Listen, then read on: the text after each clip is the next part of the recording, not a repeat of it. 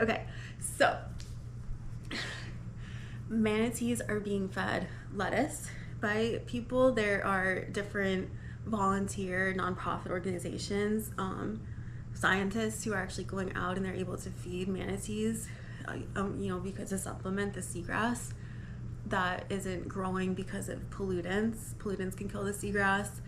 Climate change is the biggest. The climate change can make more or less seagrass and really changes the areas year to year. It's incredible how much the areas that we snorkel here change. We've had years where there was just little bits of seagrass and you know where to find the seahorses and creatures who tangle up in the seagrass who hold on to it with their tails. We will definitely do a seahorse episode, but I'll be honest, I have to look up more information about seahorses. I mean, I know a little, but totally excited for that research for another day. So some years we get just layers, like the whole park is full of seagrass. This year there were so much, and so finding the green sea turtles, the different creatures, the conch shells, which tend to aggregate. They say in one area, you find one, you find a million, but everywhere, spread out through the whole park, which is phenomenal. But it also is another sign that water temperatures are changing. So manatees like 75, 76 degrees, that's their perfect, ideal, all right, this is right, everything's good zone, okay? Which is why they go all the way up to the Carolinas, which is pretty far north, Georgia, the Carolinas, and some all the way back down to us here, while expending a ton of energy. I mean, the farther north these manatees are migrating, the more calories they're burning, the hungrier they are. They get down here, and pollution and stuff has, development has caused a lot of the seagrass to not really be here. So that's really hard. They don't have enough food so people are actually feeding them lettuce. You can't, it's against the law to just feed a manatee. You can't take fresh water off your dock and drink for a manatee. So they can't drink pure salt water, right? They need to drink fresh water. They're mammals. They're like people. They give live birth to little manatee pups, big manatee pups. So a lot of people, when they're hosing off their boats, for example, you come back from the, wherever, you're flushing your jet ski on the dock, putting that fresh water, and the manatee will come up and they'll start drinking, opening their funky big lips, and they will drink the fresh water. And you're not allowed to intentionally do it. You're not allowed to do it. I mean, if they come, like, that's one thing, of course, that's on their own initiation, but you can't initiate that interaction. Like, it has to be them coming up to you. So if a manatee comes up to you, I've had one come up between my legs and rise like this, and then all of a sudden I'm like riding a little manatee, right? Like, what? I didn't mean to. I was trying to get off, but there's only so much maneuvering you can do in the water. Like, if it's like shoop over, you're like, okay, that happens. Anyways, like 3 times I think I've had that happen before. I've had a manatee come up to me and swim onto my flippers and like my legs, and kind of like lay there, like pins me down. Eventually came all the way up my body, like pinning me down. I'm like, all right, I'm gonna do this, just like hang out with you. And it came right up here, went off to the side of me. I had to breathe. I think it recognized that because it got to the top and it came off to my side right here.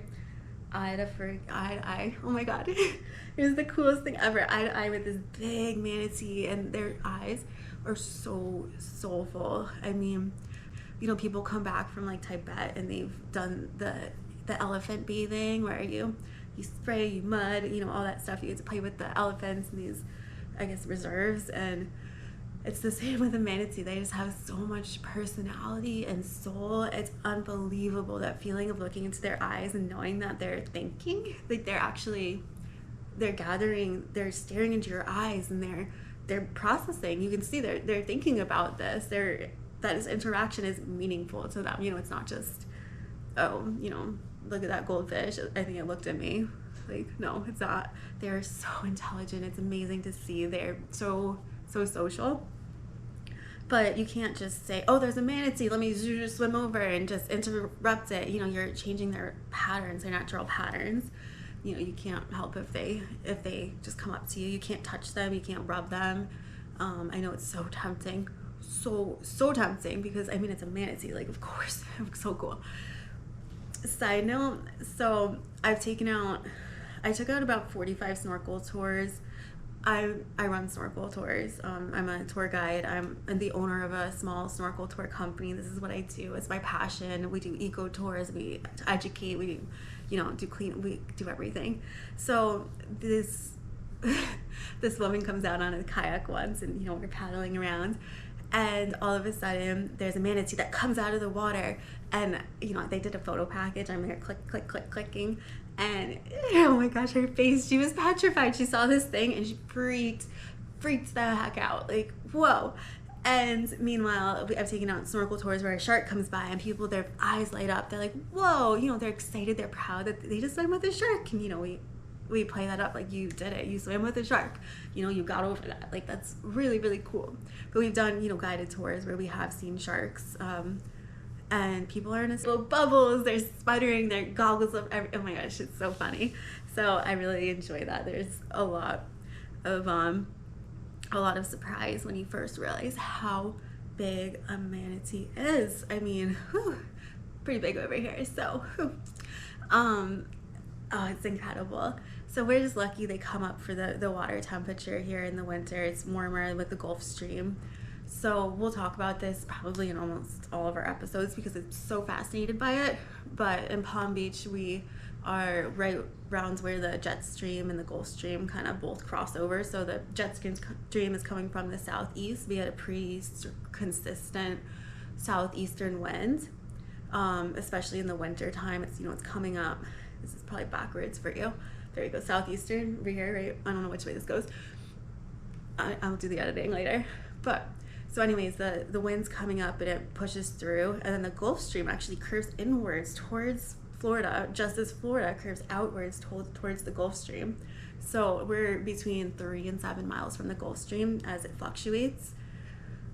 3 to 7 miles is nothing. I mean, imagine swimming 1,000 miles to, like sharks do, different animals do, they swim 1,000-mile runs, and yet we're only 3 to 7 miles from the Gulf Stream. So big reason why we end up with all the warm water, all the crystal clear, especially during season in the springtime, the summertime. It's unbelievable. You feel like you're almost in the Bahamas. I mean, so cool. So we have this unbelievable warm water coming in, and the Gulf Stream, it's just like in Finding Nemo, right? Love that movie. I've watched it like 15 times, and I kind of want to like pause this, be right back, like gonna go watch Finding Nemo again. Anyways, the turtles, what's up, dude? Hey, dude. What? How do they talk? Something like that. Anyways, Rasta turtles coming up this big river of the Gulf Stream, which comes south to north, meaning from Cuba, the Bahamas, like deep in the Caribbean, coming up to us, bringing along all these sea creatures, marine life, and they come and they hang out in our park. And we get to experience waves of migrations, and we will do a migrations episode because it's one of my favorite topics also. All these are my favorite topics. I'll say this a lot.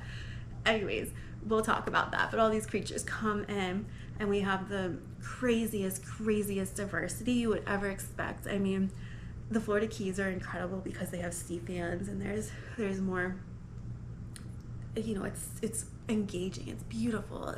We don't have a lot of that here, not at least in our park. It's artificial. Where I take out my tours, there are rock structures where you drop cinder blocks, even rocks, things down into the water, and coral starts to grow. We have coral restoration projects, and we'll do a coral episode, but they're trying to regrow coral to give a resting place to all these sea creatures.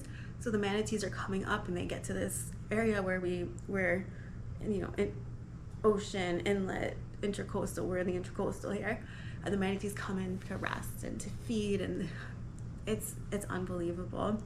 So definitely a good spot to find them. There are viewing centers where you can actually just stand up on the docks and look down and see the manatees down there. There are live cameras where you can see if they're swimming around to kind of see if they're around that day or whatever.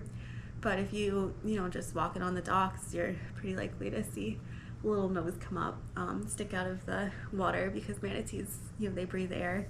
They are mammals. They breathe air. They come up. They hold their breath for a good amount of time when they're swimming and engaging, maybe a minute or two. Young have to come up more often, of course. Baby pups come up all the time. Mama seed potato is gonna hold her breath longer, but when they're sleeping and manatees sleep underwater, like so cool. They slow down their systems. They're able to stay and just really, you know, they're not using as much oxygen. They're able to come up very rarely.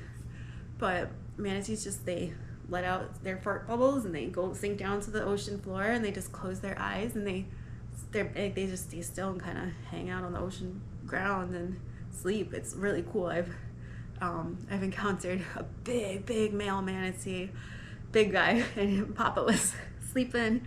I got to kind of come up and just look at, they're so incredible, so beautiful.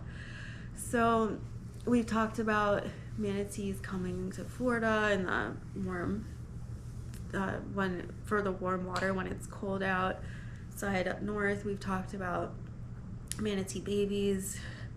All I have to say is that if you haven't swum with a manatee or gotten to see one, or even like looked up manatee videos, love looking at manatee videos, okay?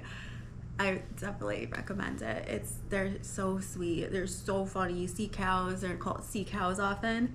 Sea cows because, you know, cow steak, manatee steaks, like in the old days when, you know, they first got brought to Florida.